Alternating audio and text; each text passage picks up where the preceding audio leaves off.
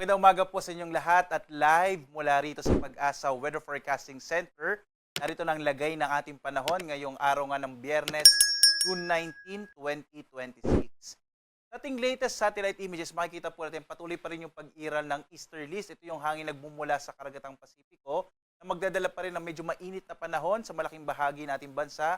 Sa ngayon, nakaka-apekto po ito sa bahagi ng Visayas, sa Central at sa Southern Luzon. Asahan pa rin natin malaking bahagi po ng ating kapuluan ay patuloy na makararanas ng medyo mainit na panahon, bagamat posible pa rin ang mga localized rain showers and thunderstorms sa dakong hapon hanggang sa gabi. Kaya manatili pong nakatutok sa mga updates ng Pag-asa upang malaman nyo po kung saang lugar magkakaroon ng mga thunderstorms, mga isolated thunderstorms and rain showers. Nag-issue po tayo ng mga warning. Samantala naman, yung minomonitor po natin na low pressure area ay naging isang bagyo na kaninang alas 2 ng madaling araw.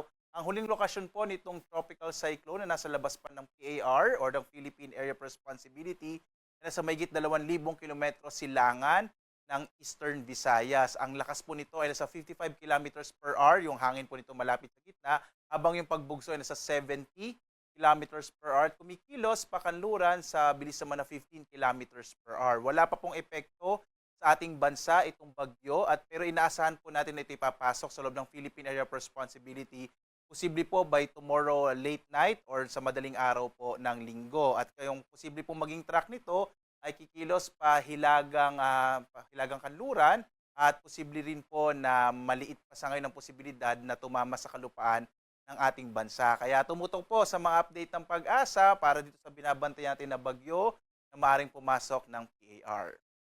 Ngayong araw naman dito sa Luzon, inaasahan po natin malaking bahagi ng Luzon ay patuloy na makararanas ng mga isolated rain showers and thunderstorms. Posible po mainit pa rin sa tanghali habang lumalaki ang posibilidad ng mga pag-ulan sa hapon hanggang sa gabi. Agwat ang temperatura natin sa Lawag nasa 25 to 33 degrees Celsius, sa Baguio 17 to 25 degrees Celsius, habang sa Tuguegarao 26 to 37 degrees Celsius, sa Metro Manila naman 25 to 34 degrees Celsius, sa Tagaytay 23 to 31 degrees Celsius, habang sa Legazpi 26 to 33 degrees Celsius. Sa dako naman ng Palawan, Visayas at Mindanao, ang Palawan makararanas din po ng mga isolated thunderstorms and rain showers. Agwat ang temperatura sa Calayan Islands 25 to 33 degrees Celsius, sa Puerto Princesa naman nasa 26 to 33 degrees Celsius.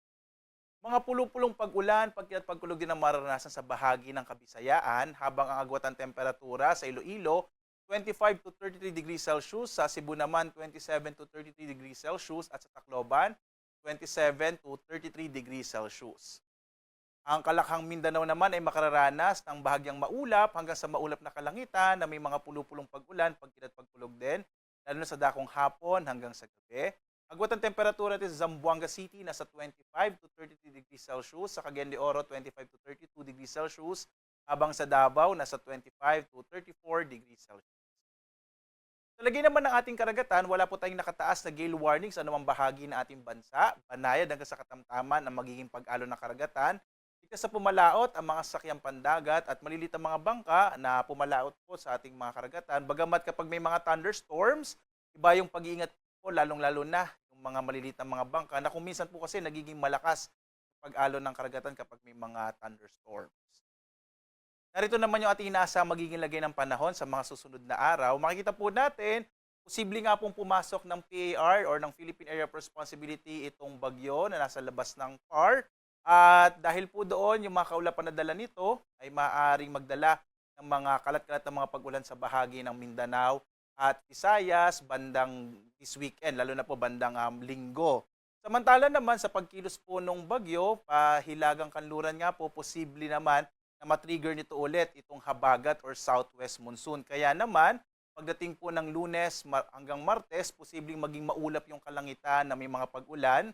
Sa may bahagi naman ng Visayas at Southern Luzon, at maaaring din po magkaroon ng epekto sa ilang bahagi ng Central Luzon, kabilang na rin yung Metro Manila. Pero patuloy pa rin natin itong i-monitor, lalo't lalo nga po na nasa labas pa ng PAR itong bagyo. Itong latest naman po na track ng bagyo, narito po siya. Base po sa ating latest track, uli po, posibleng ang pumasok ng Philippine Area of Responsibility itong bagyo bukas ng gabi or madaling araw po ng linggo. At kapag pumasok ito ng Philippine Area of Responsibility, tatawagin natin ito sa local name na Francisco. Pang-anim na bagyo na po ito ngayong taong 2026. At dahil nga nasa karagatan pa rin, posible po na patuloy itong lumakas at maging isang typhoon category. Pag sinabi po nating typhoon category, kung tatama ito sa lupa, aabot na hanggang signal number 4 yung lakas niya. So yun po ibig sabihin kapag typhoon category yung bagyo.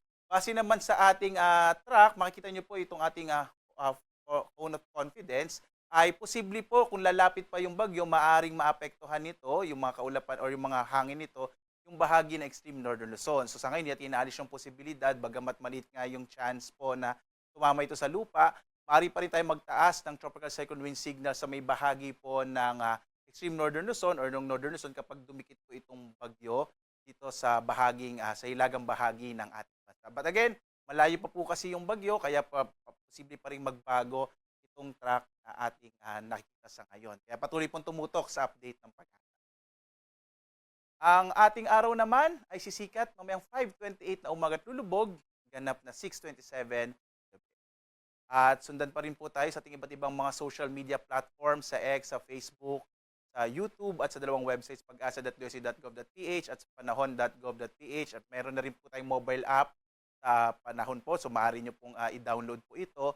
Dahil kanina ko pa po binabanggit, no, marami pong mga isolated thunderstorms na mararanasan. So para po updated po kayo, maaari po kayong tumutok sa iba't ibang mga websites. I-follow nyo po iba't ibang mga websites at social media platforms ng Pag-asa para updated po kayo sa mga inilalabas nating thunderstorm advisories, rainfall information, heavy rainfall warning, at flood advisories